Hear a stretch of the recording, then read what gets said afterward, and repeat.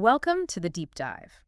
Look, you're here because you want to learn, you want to master things that matter, but Well, faster, right. And without getting totally bogged down. yeah, we get it. Information overload is real. So what we do is take these interesting ideas, these potent strategies, and we kind of distill them down. Extract the core insights you can actually use. Exactly. And today we're looking at a YouTube video from Tony Robbins.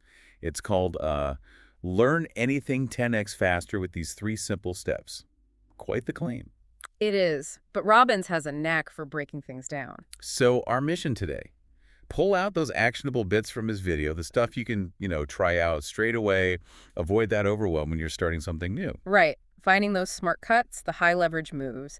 And Robbins really focuses on a few kind of simple principles from his own experience. Okay, let's jump in. First big idea he hits on, simplify. Simplify for execution. He mentions, early on he thought complexity was impressive, like it showed how smart something was. Right, a common trap. Make it sound complicated, must be good. But he found the opposite. The more complex he made things, the less likely people were to actually do them. Which seems obvious now, but yeah. Yeah. He learned that simplicity, while maybe harder to achieve initially, actually leads to better results because people apply it. It's about execution. It is kind of counterintuitive, isn't it? Thinking that making something simpler is harder work. It really is. It takes serious thought to strip something down to its essence, like that recipe analogy. Yeah. 20 weird ingredients versus 5 simple ones. Yeah. Which one are you actually going to make tonight? Exactly. It's about reducing that mental friction, that cognitive load. So for you listening, wanting to learn faster, focusing on core digestible steps, that's key. It avoids getting lost in the weeds right at the start. You focus your energy on understanding and doing the fundamentals. Okay, so simplicity is the foundation. Then Robbins lays out his 3 keys to what he calls mastery. And he specifically contrasts this with dabbling. Ah, yes, the dabbler. We've all been there. Totally. You get excited, jump in, see some quick progress because it's new. Beginner's rush, yeah. But then, boom, plateau hits. And instead of pushing through, you drift off, find the next shiny new thing to learn for a bit. Exactly. Does that resonate with you at all? Oh, absolutely. Yeah. It's human nature. That initial buzz fades, progress slows, motivation dips. But Robbins says mastery is about that next step. Pushing through, deeper commitment. And he applies this everywhere, right?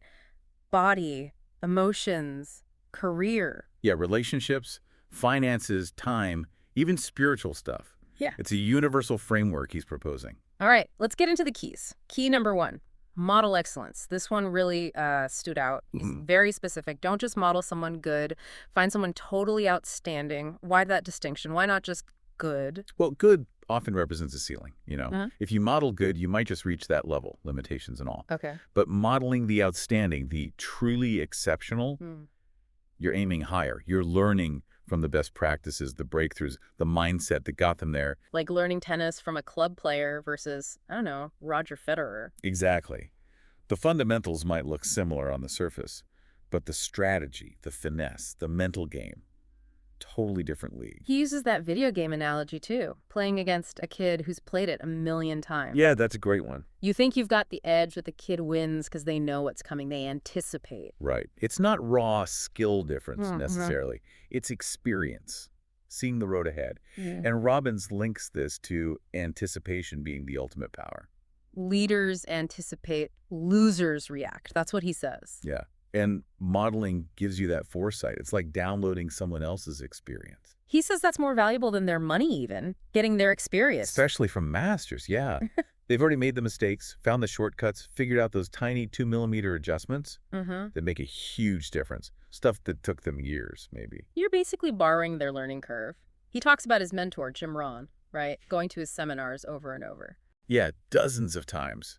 Taking notes each time. It wasn't just hearing it once. It was the repetition, the deeper absorption. Which brings up another crucial bit inside this first key. Understanding isn't enough. Oh, definitely not. I love his line, understanding and $3 will almost buy you a Starbucks.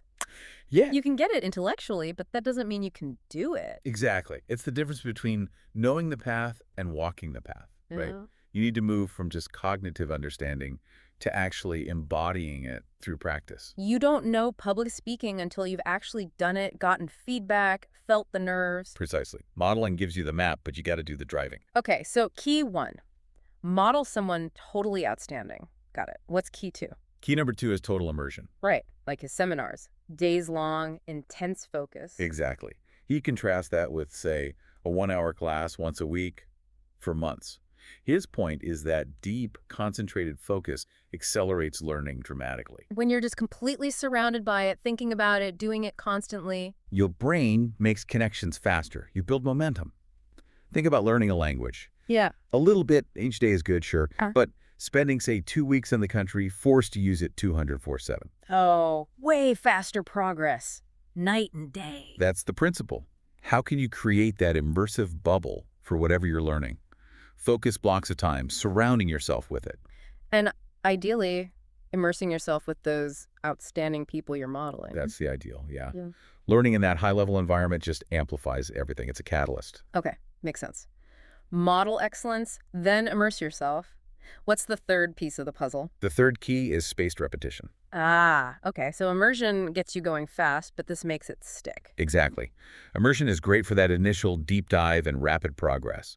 But spaced repetition locks it into long-term memory and makes sure you can actually use it reliably under pressure in the real world. So it's not just one big learning blast, it's a cycle. Yeah, he kind of describes it that way. Immerse, then go apply it, see what works, what doesn't. Then revisit the material, maybe immerse again briefly, refine your approach. It's about reinforcing those neural pathways over time. So you don't just cram and forget. You learn, apply, reflect, reinforce. It makes the learning durable. Mastery isn't just a flash in the pan. It's built through that cycle of intense learning, followed by consistent, spaced-out reinforcement and application. Okay, let's recap those three then. So Tony Robbins' keys for learning, like 10x faster. Allegedly 10x faster, yes. First, find and model someone truly outstanding. Yep, learned from the best. Second, learn via total immersion.